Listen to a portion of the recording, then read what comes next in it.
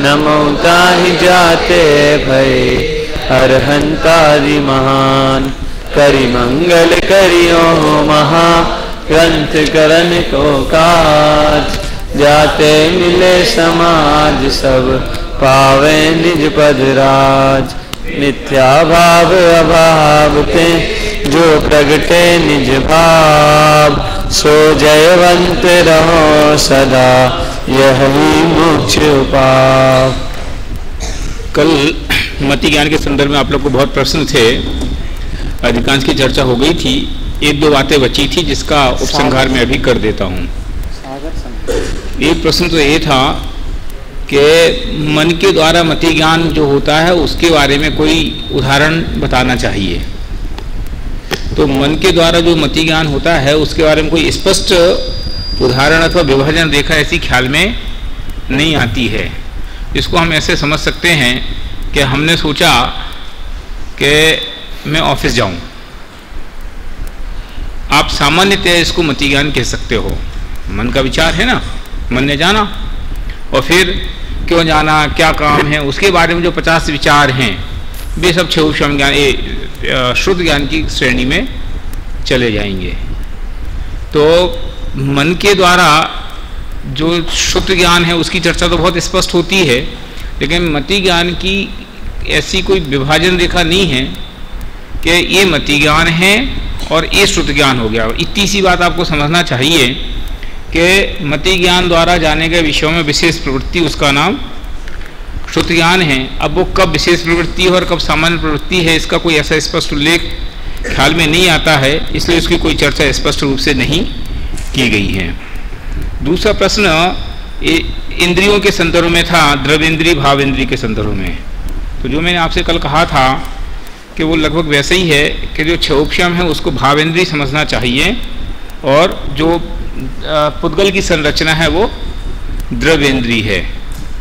ठीक है, अब इसके बारे में कोई और किसी को विशेष प्रश्न हो तो बोले, तो नहीं तो फिर अपन आगे चलेंगे।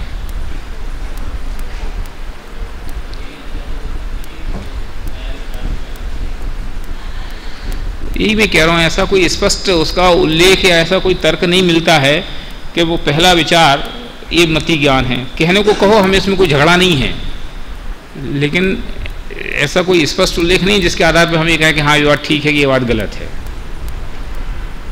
ठीक है, और कोई? हाँ, शाबाश। दर्शनोपयोग और अवग्रह में क्या भेद है? तो जिस प्रकार से यह अवग्रह में भेद है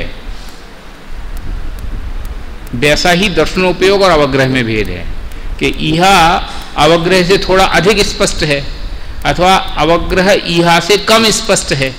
उसी प्रकार अवग्रह से और कम स्पष्ट जो है वो दर्शनोपयोग है। माने सबसे प्राथमिक ज्ञान वो दर्शनोपयोग, उसके बाद उसमें जो आगे विस्तार होता है वो क्रमशः अवग्रह या अवग्रह धारणा ऐसे नाम पाते हैं। सत्तालोचन तो सिर्फ इतना कि वो उसका कोई चीज का अवभाषण मात्र कुछ है। किमित्यालोचन मात्र अनद्य ए क्या है? नहीं, वो तो अनध्यवसाय का लक्षण है। दर्शनोपयोग की परिभाषा है ना, सामान्य प्रतिभाषण। तो बस केवल सत्तालोचन मात्र होता है। अस्तित्व कोई चीज है ये ऐसा कुछ नहीं कह सकते। दर्शनोपयोग चर्चा का विषय ही नहीं है वास्तव में। ये तो बहुत स्थूल उदाहरणों से कहा जाता है।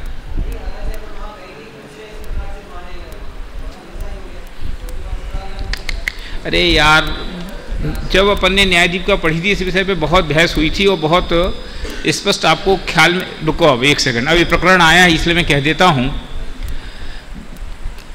कुछ है, इसको आप संशय ज्ञान, अनध्यवसाय ज्ञान इस तरफ भी ले जा सकते हैं और अवग्रह आवाय की तरफ भी ले जा सकते हैं। कुछ है, इसमें दो परिस्थितियां हैं।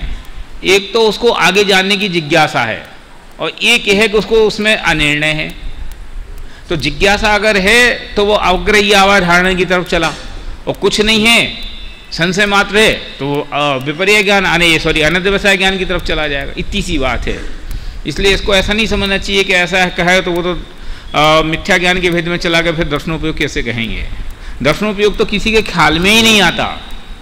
ये तो बहुत स्थूल समझाने के लिए ऐसे कुछ 2-4 उदाहरण दिए गए हैं, उनका भी कोई सेंस नहीं है वास्तव में। बस इतनी सी बात है, अवग्रह ज्ञान के पहले होने वाला वस्तु का सामान्य प्रतिभास, उसका नाम दर्शनोपयोग है।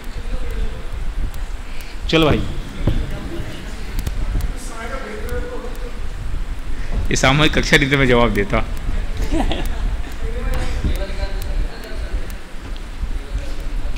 मोक्ष मार्ग प्रकाशक पृष्ठ क्रमांक 35 चक्षु अचक्षु अवधि केवल दर्शन की प्रवृत्ति। चक्षु दर्शन, अचक्षु दर्शन, अवधि दर्शन और केवल दर्शन, ये इनकी परिभाषाएं तो सबको, या परिभाषा कहो या स्वरूप तो सबको ख्याल में है ही। मैं एक बार बोल देता हूँ। चक्षु इंद्री के पहले होने वाले जो ज्ञानोपयोग है, उसके पहले जो वस्तु का सामान्य प्रतिभास होता है उसका नाम चक्षु दर्शन है। उसको छोड़ करके शेष इंद्रियों द्वारा जो प्रतिभास होता है उसका नाम अचक्षु दर्शन है। अवधि ज्ञान के पहले जो सामान्य प्रतिभास होता है उसका नाम अवधि दर्शन है, और केवल ज्ञान के साथ जो प्रतिभास होता है उसका नाम केवल दर्शन है। आप लोगों ने अगर ध्यान दिया हो तो मैंने एक शब्द में थोड़ा सा बदलाव किया, ठीक है। तीन के संदर्भ में तो हमने आगे पीछे कहा, और चौथे के संदर्भ में हमने साथ कहा। इसका मतलब तो आप लोग समझ गए होंगे। श्रुति समझ गए?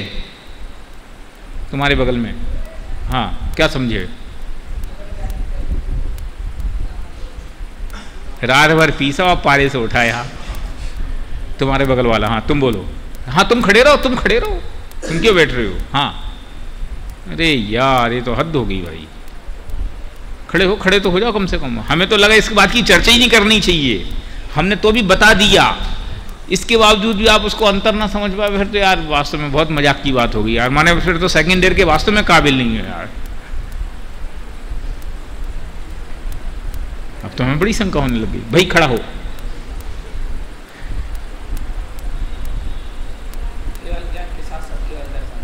तो इसमें साथ क्यों कहा, आगे पीछे क्यों नहीं कहा?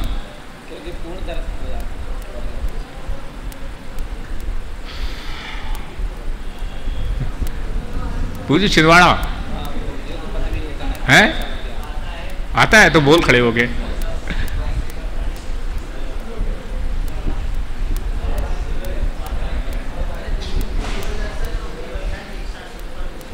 ठीक है, हाँ क्यों?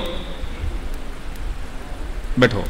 चलो हम इसमें समय नहीं लगाना चाहते, ठीक है। केवल ज्ञान के साथ ही केवल दर्शन होता है, उसमें क्रम नहीं होता, क्योंकि केवल ज्ञान में तो सब चीज़ एक ऊपर जान ली गई, तो उसमें क्रम होगा तो फिर एक साथ कैसे सारी वस्तुएं जानी जाएंगी, ठीक है। इसलिए अवधि ज्ञान, ये जो 3 ज्ञान हैं इनके साथ तो क्रम है कि पहले दर्शनोपयोग फिर ज्ञानोपयोग, और केवल ज्ञान के साथ ऐसा क्रम नहीं है। दर्शनोपयोग और ज्ञानोपयोग एक साथ ही होता है, युगपद होता है। चलो। अब इंद्रिय तथा मन को स्पर्शादिक विषयों का संबंध होने से प्रथम काल में मति ज्ञान से पूर्व जो सत्ता मात्र अवलोकन रूप प्रतिभास होता है उसका नाम चक्षु दर्शन तथा अचक्षु दर्शन है, ठीक है। इंद्रिय तथा मन को स्पर्शादि विषयों का संबंध होने पर प्रथम काल में मति ज्ञान से पूर्व जो सत्ता मात्र अवलोकन रूप प्रतिभास होता है, माने ज्ञानोपयोग के पहले जो सामान्य प्रतिभास हुआ उसका नाम चक्षु तथा अचक्षु दर्शन है। दर्शनोपयोग भी कह सकते हो। चलो। वहाँ नेत्रेंद्रिय द्वारा दर्शन होने का नाम तो चक्षु दर्शन है, वह तो चौंद्रिय पंचेंद्रिय जीवों को ही होता है तथा स्पर्शन रसना घ्राण और श्रोत्र। एक सेकंड ये छिंदवाड़ खड़े होने यार भाई। इसमें एक बात ये लिखी है कि नेत्रेंद्रिय द्वारा दर्शन होने का नाम तो चक्षु। कोई बोलना नहीं, देखो जवाब।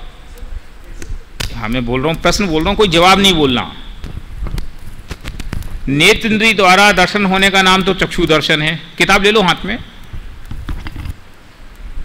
माने समझोगे तो शाबाशी, इसके लिए मैं खड़ा कर रहा हूँ। नेत्रेंद्रिय द्वारा दर्शन होने का नाम तो चक्षु दर्शन है, वह तो चौइंद्रिय पंचेंद्रिय जीवों को ही होता है। ये 4 इंद्रियों 5 इंद्रिय जीवों तक ही क्यों सीमित कर दिया? मेरा प्रश्न इतना है बस, कोई बोलना नहीं भैया। और जिनको नहीं पता, जिनको पता है वे ठीक हैं, जिनको नहीं पता वे सोचने की कोशिश करें और फिर भी नहीं पता चले तो उनके ज्ञान की बलिहारी। प्रश्न समझ में आया? प्रश्न ये है कि चक्षु इंद्रिय द्वारा जो चक्षु दर्शन है वो चौइंद्रिय और पंचेंद्रिय जीवों को ही होता है। क्यों? 4 इंद्रिय वाले जीव हैं। हाँ, इसलिए होता है। क्यों? तो ये तो प्रश्न है मेरा। माने चक्षु दर्शन चौइंद्रिय और पंचेंद्रिय जीवों को क्यों होता है, 3 इंद्रिय को क्यों नहीं होता? मैं और स्पष्ट पूछ रहा हूं,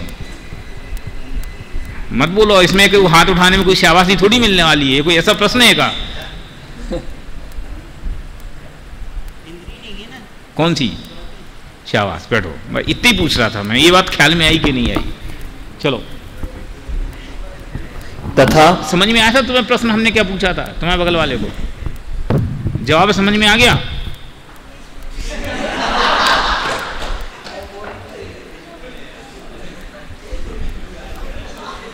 अगर तुम्हें प्रश्न समझ में आया तो जवाब तो बाय डिफॉल्ट समझ में आना चाहिए। प्रश्न ये था कि चक्षु दर्शन 4 इंद्रियों पंचेंद्रिय जीवों को ही होता है, क्यों?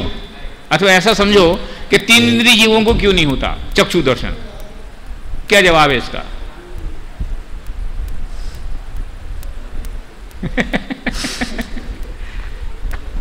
देखो, मैं किसी का अपमान और उसके लिए बात नहीं कर रहा हूं, मैं सिर्फ ये कह रहा हूं कि आपके विचारों का स्तर क्या है ये ख्याल में आता है, आपके ज्ञान का स्तर क्या है, तो कैसी मैचिंग है इस कक्षा की। फिर से प्रश्न रिपीट करता हूं, चक्षु दर्शन 4 इंद्रियों 5 इंद्रिय जीवों को होता है, इसमें लिखा है। प्रश्न मेरा ये है कि 3 इंद्रिय जीव को क्यों नहीं होता, वो 2 इंद्रिय को क्यों नहीं होता, 1 इंद्रिय जीव को क्यों नहीं होता चक्षु दर्शन?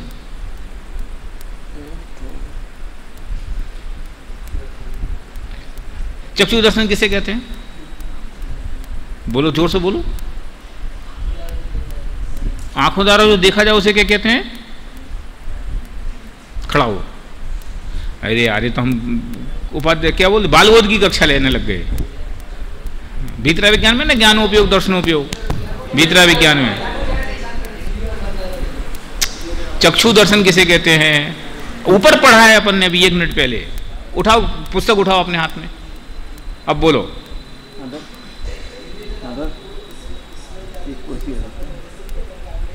मैंने प्रश्न का किया तो वो बोल रहा उत्तर। ठीक है, अब दर्शन तो समझ में आ गया। दर्शन किसे कहते हैं?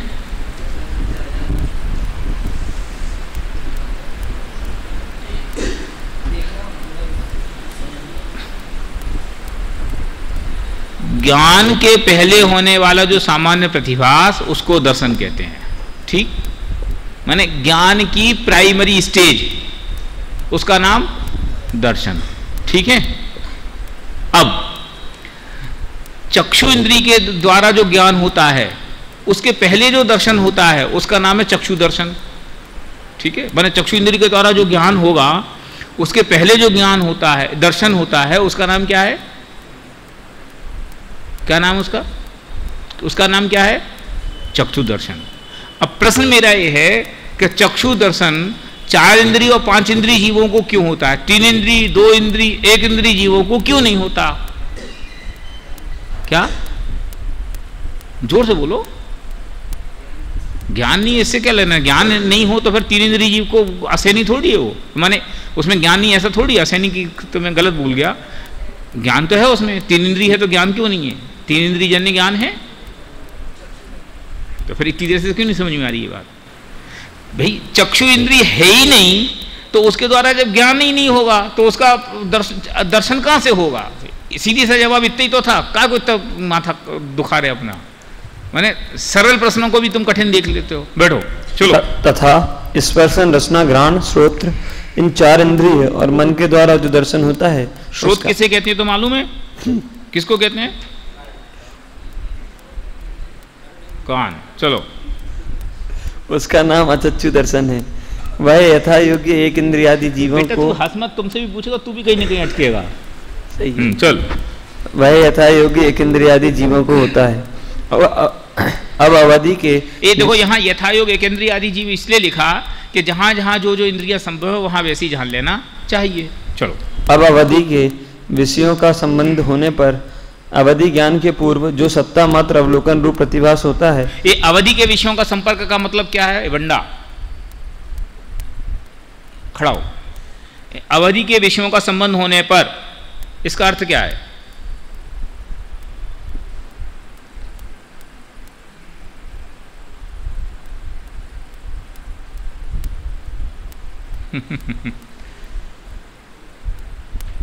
अनेकांत शास्त्री,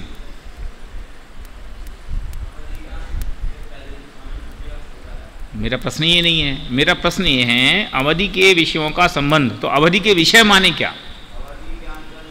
क्या है?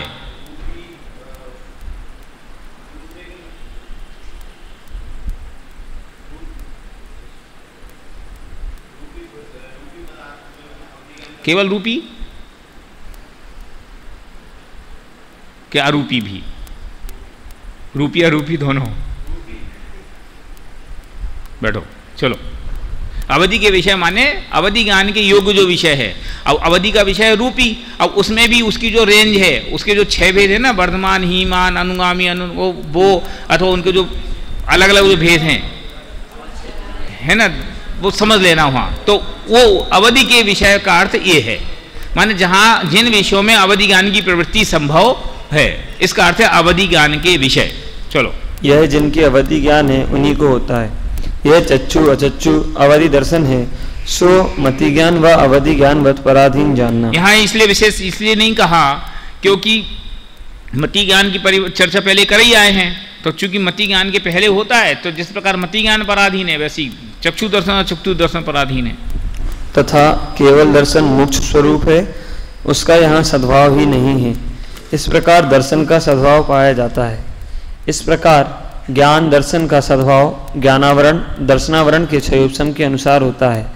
जब क्षयोपशम थोड़ा होता है तब ज्ञान दर्शन की शक्ति थोड़ी होती है, जब बहुत होता है तब बहुत होती है। तथा क्षयोपशम से शक्ति तो ऐसी बनी रहती है, परंतु परिणमन द्वारा एक जीव को एक काल में एक विषय का ही देखना और जानना होता है। इस परिणमन का ही नाम उपयोग है। वहाँ एक जीव को एक काल में या तो ज्ञानोपयोग होता है, माने और पराधीन था। पहले तो वो क्षयोपशम था, और उस क्षयोपशम में भी जितना क्षयोपशम प्रकट है, उस पूरे क्षयोपशम को एक साथ आप यूज नहीं कर पाते। अब मान लो आपको 5 इंद्रियों का क्षयोपशम है, लेकिन जब चक्षु इंद्री में लगता है तो स्पर्श इंद्री का विषय भूल जाता है। अब चक्षु इंद्री में भी जब वो लाल रंग को देखने की कोशिश करता है तो दूसरी चीज का उपयोग खत्म हो जाता है। ऐसा वो निरंतर उसकी और पराधीनता दिखाई देती है। माने क्षयोपशम की हीनता कितनी है ये बतलाने की कोशिश कर रहे हैं। तथा एक उपयोग के भी एक भेद की प्रवृत्ति होती है। जैसे मति ज्ञान हो तब अन्य ज्ञान नहीं होता, तथा एक भेद में भी एक विषय में ही प्रवृत्ति होती है। जैसे स्पर्श को जानता है तब रसादिक को नहीं जानता, तथा एक विषय में भी उसे किसी एक अंग में ही प्रवृत्ति होती है। जैसे उष्ण स्पर्श को जानता है तथा रुक्षादि को नहीं जानता। इस प्रकार एक जीव को एक काल में एक ज्ञेय अथवा दृश्य में ज्ञान अथवा दर्शन का परिणमन जानना ऐसा ही दिखाई देता है। जब सुनने में उपयोग लगा हो तब नेत्र के समीप स्थित भी पदार्थ नहीं दिखता। इसी प्रकार अन्य प्रवृत्ति देखी जाती है। ठीक है, ये बात तो अपने अनुभव में बहुत स्पष्ट आती है कि अपन एक साथ अनेक ज्ञेयों के साथ डील नहीं कर पाते। ठीक है, अब जब हम देख रहे हैं तो सुनने की प्रवृत्ति कम हो जाती है, और देखने सुनने में अगर कदाचित आपको इतना अंतर ख्याल में ना आता हो, तो जब हम देख रहे होते हैं तो हमारा खाने का या रस इंद्रिय का परिणमन खत्म हो जाता है। स्पर्शन का जो सेंस है वो कम हो जाता है। तो ऐसे क्षयोपशम का उत्तरोत्तर पराधीन स्वभाव है। बोलो तुम क्या कहते?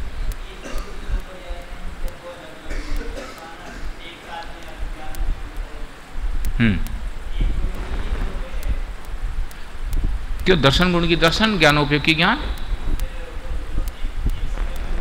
होते हैं, लेकिन अपने ज्ञान की इतनी स्थूलता है कि अपन को भी व्यक्त होते ही नहीं दिखाई देते। अपन उनको देख ही नहीं सकते। ऐसा बाइफरकेट करके जाने ऐसा संभव ही नहीं होता है। और सो तो क्या आत्मा के अनंत गुणों का एक साथ भी मिक्सचर आता है, लेकिन कहाँ अपन को ख्याल में आता है कौन सी चीज के क्या हो रहा है।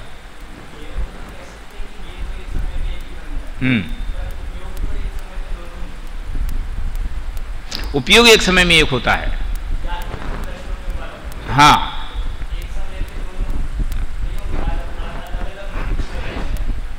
होंगे लेकिन ख्याल में नहीं आएंगे ना, अपने ख्याल में कैसे आएंगे वे? और बल्कि दर्शनोपयोग खत्म होगा तब ज्ञानोपयोग काम आएगा। ज्ञानोपयोग के दर्शनोपयोग के बाद तो ज्ञानोपयोग होगा, इसलिए एक साथ दोनों कैसे संभव होंगे?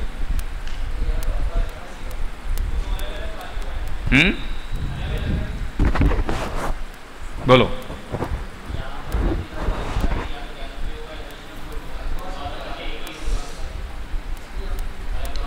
इसलिए होगा क्योंकि ज्ञानोपयोग के दर्शनोपयोग के बाद ज्ञानोपयोग होता है, तो दोनों एक साथ कैसे होंगे? हाँ,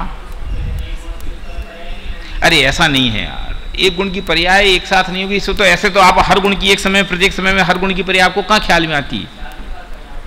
ये स्थूल कथन है, इसको ऐसा कह सकते हैं आप, माने ऐसे आप नहीं कह सकते। ये तो केवल क्षयोपशम ज्ञान की पराधीनता दिखलाने के लिए कह रहे हैं कि एक समय में एक ही चीज ख्याल में आती है, एक चीज में भी कितना सा छोटा सा हिस्सा ख्याल में आता है, ये कहने के लिए कह रहे हैं। वैसे कहो तो हर गुण की मिली हुई पर्याय आती है। अब जिस समय ज्ञानोपयोग उस समय वीर गुण नहीं है का, फिर उसी समय आत्मा के अन्य गुण नहीं है का, सब गुण का परिणाम है, अस्तित्व गुण की पर्याय नहीं है क्या? उसका कार्य नहीं देखा जाता क्या? चलो। तथा परिणमन में शीघ्रता बहुत है, उससे किसी काल में ऐसा मान लेते हैं कि युगपद भी अनेक विषयों का जानना तथा देखना होता है, किंतु युगपद होता नहीं है, क्रम से ही होता है। संस्कार बल से उनका साधन रहता है। जैसे कौए के नेत्र के दो गोलक हैं, पुतली एक है, वह फिरती शीघ्र है, उससे दोनों गोलकों का साधन करती है। उसी प्रकार इस जीव के द्वार तो अनेक हैं और उपयोग एक है, वह फिरता शीघ्र है, उससे सर्व द्वारों का साधन रहता है। यहाँ प्रश्न है कि कौआ है ना, कौआ, उसकी एक पुतली है, वो आँख दो हैं, तो क्षण में राइट साइड, क्षण में लेफ्ट साइड, क्षण में ऐसे घूमती रहती है, अपन को ख्याल में नहीं आता। ऐसे ही है कि द्वार तो ज्ञानोपयोग को जानने के द्वार तो बहुत हैं कि 5 इंद्रियां, एक मन, इनके द्वारा ज्ञान जानता है। उपयोग एक है, तो कभी चक्षु से जानता है, कभी स्पर्शन से जानता है, कभी रसना से जानता है, कभी घ्राण से जानता है। तो एक समय में एक कोई जानता है तो इतनी शीघ्रता होती है कि हमें लगता है एक साथ अनेक विषयों का ज्ञान भी हमें हो रहा है। कि जैसा हम बोल भी रहे, हमें स्पर्श का भी ज्ञान भी हो रहा है, तो अनेक विषयों का भी ज्ञान होता है, लेकिन उसमें काल की सूक्ष्मता बहुत है, इसलिए अपन ऐसा नहीं कहते। यहाँ प्रश्न है कि एक इंद्रियां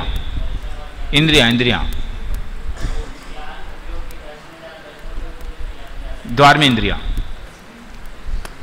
वो तो हर के साथ ज्ञानोपयोग दर्शनोपयोग तो जुड़ा ही हुआ है, इसे द्वार में इंद्रियां लेना। यहाँ प्रश्न है कि एक काल में एक विषय का जानना अथवा देखना होता है, तो इतना ही क्षयोपशम हुआ कहो, बहुत क्यों कहते हो? और तुम कहते हो कि क्षयोपशम से शक्ति होती है, तो शक्ति तो आत्मा में केवल ज्ञान दर्शन की भी पाई जाती है। समाधान, जैसे किसी पुरुष के बहुत ग्रामों में गमन करने की शक्ति है, तथा उसे किसी ने रोका और यह कहा कि 5 ग्रामों में जाओ, परंतु एक दिन में 1 ग्राम को जाओ, वहाँ उस पुरुष के बहुत ग्राम जाने की शक्ति तो द्रव्य अपेक्षा पाई जाती है।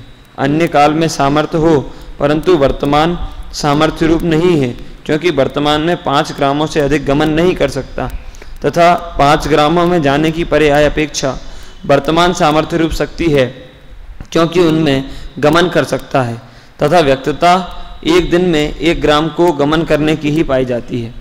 उसी प्रकार इस जीव के सर्व को देखने जानने की शक्ति है, तथा उसे कर्म ने रोका और इतना क्षयोपशम हुआ कि स्पर्शादिक विषयों को जानो या देखो, परंतु एक काल में एक ही को जानो या देखो। वहाँ इस जीव के सर्व को देखने जानने की शक्ति तो द्रव्य अपेक्षा पाई जाती है। अन्य काल में सामर्थ्य हो, परंतु वर्तमान सामर्थ्य रूप नहीं है, क्योंकि ये लब्धि और उपयोग के संदर्भ में बात कही जा रही है कि लब्धि और उपयोग ज्ञान की प्रकट पर्याय के नाम हैं। कि आत्मा की शक्ति तो ऐसी है कि सब द्रव्यों को जाने और उनकी सब पर्यायों को जाने, लेकिन वो तो शक्ति है, वो उसकी व्यक्ति कुछ नहीं है। लेकिन अभी क्षयोपशम है तो इतनी व्यक्ति है कि 5 इंद्रिय के योग्य जो उनके विषय हैं उनको जान सकता है, लेकिन सबकी व्यक्ति होने के बावजूद भी कभी रसना इंद्रिय से जानता है, कभी स्पर्शन इंद्रिय से जानता है, और रसना इंद्रिय को जानने की सामर्थ्य इतने सारे चीज़ों को जानने की हो, कभी एक ही चीज़ को जानता है। चक्षु इंद्रिय के द्वारा जानने की सामर्थ्य बहुत हो, अल्प को जानता है। तो वर्तमान काल में जितना करे वो उपयोग, और जो प्रकट सामर्थ्य है जिसको यूज कर सकता है वो लब्धि, और जो शक्ति है वो समझ लो, वो शक्ति तो शक्ति है कि जब व्यक्त होगी तो होगी। तो लब्धि और उपयोग, दादा जो बार बार कहते हैं, ये प्रकट ज्ञान के भेद हैं, माने ज्ञान की प्रकट पर्याय है। अपन लब्धि को समझते, लब्धि माने है, पड़ी है, पड़ी नहीं है तो है हमारे पास, हम उसको काम में ले रहे नहीं ले रहे ये अलग बात है। जैसे कोई लड़का समझ लो 10 मिनट में 1 किलोमीटर जा सकता, दौड़ सकता है, ये उसकी ताकत अभी तत्काल की है। लेकिन वो नहीं जाता, यहाँ से कनौड़ी कॉलेज जाए, गांधीनगर में उड़ जाके लौट के आ जाए। तो लब्धि में वो शक्ति ये है कि वो 1 किलोमीटर तक जा सकते हो। भाई वाह, आपका सेंस बड़ा अच्छा है। तो शक्ति तो ये है कि वहाँ तक जा सकता है, लेकिन उपयोग में ये है कि केवल समझ लो गांधीनगर में उड़ जाके लौट के आ जाता है। चलो। तथा अपने योग्य विषयों को देखने जानने की पर्याय अपेक्षा वर्तमान सामर्थ्य रूप शक्ति है, क्योंकि उन्हें देख जान सकता है तथा व्यक्तता एक काल में एक ही को देखने या जानने की पाई जाती है।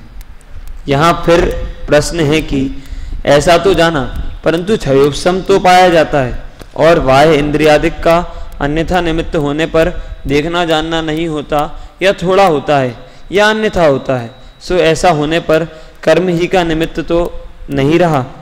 समाधान, जैसे रोकने वाले ने यह कहा कि 5 ग्रामों में से 1 ग्राम को 1 दिन में जाओ, परंतु इन किंकरों को साथ लेकर जाओ, वहाँ वे किंकर अन्यथा परिणमित हो तो जाना ना हो, या थोड़ा जाना हो या अन्यथा जाना हो।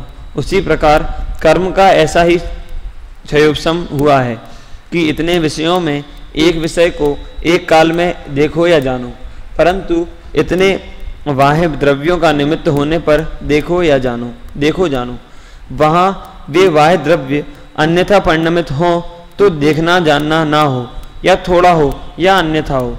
ऐसा यह कर्म के क्षयोपशम ही का विषय है। इसलिए कर्म ही का निमित्त जानना। जैसे किसी को अंधकार के परमाणु आड़े आने पर वह पर देखना नहीं हो, उल्लू बिल्ली आदि को उनके आड़े आने पर भी देखना होता है। सो ऐसा यह क्षयोपशम का ही का विशेष है। जैसा जैसा क्षयोपशम होता है वैसा वैसा ही देखना जानना होता है। इस प्रकार इस जीव के क्षयोपशम ज्ञान की प्रवृत्ति पाई जाती है, तथा मोक्ष मार्ग में अवधि मनः पर्य होते हैं, वे भी क्षयोपशम ज्ञान ही हैं। उनको भी इसी प्रकार एक काल में एक को प्रतिभाषित करना तथा परद्रव्य का आधीनपना जानना तथा जो विशेष है सो विशेष जानना। इस प्रकार ज्ञानावरण दर्शनावरण के उदय के निमित्त से बहुत ज्ञान दर्शन के अंशों का तो अभाव है, और उनके क्षयोपशम से थोड़े अंशों का सद्भाव पाया जाता है। आपके पास पेन और डायरी है, निकालो। प्रश्नोत्तर लिखाने थे ना मुझे, मैं लिखा दूंगा। मैं रोज सोचता हूँ, भूल जाता हूँ। पूछ लें, इसमें कोई बात है नहीं। क्या वो सब बता देता हूँ, चिंता मत करो, लिखो तो।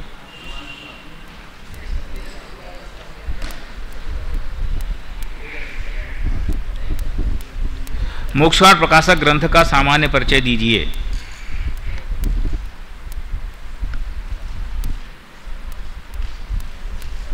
थोड़ा जल्दी जल्दी लिखना भाई, 20 एक प्रश्न है। ये ठीक, तुम लगा देना।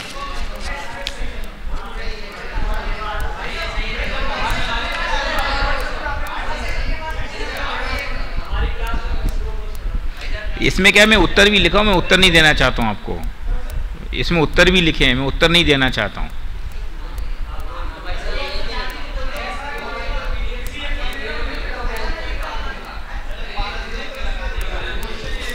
चलो कोई बात नहीं, इसको छोड़ो। एक किसी एक को मैं लिखा दूंगा, वो सबको लिखा देगा। जो मुझे प्रश्न पेपर पूछना है वो पेपर आप लिख लो, और ये पेपर यही आएगा, दूसरा नहीं आएगा, इसलिए हमने पेपर बना लिया है। उसके लिए नहीं कहना कि बोर्ड पे लिखा दो। चलो प्रश्न, आचार्य कल्प पंडित टोडरमल जी का संक्षिप्त जीवन परिचय दीजिए।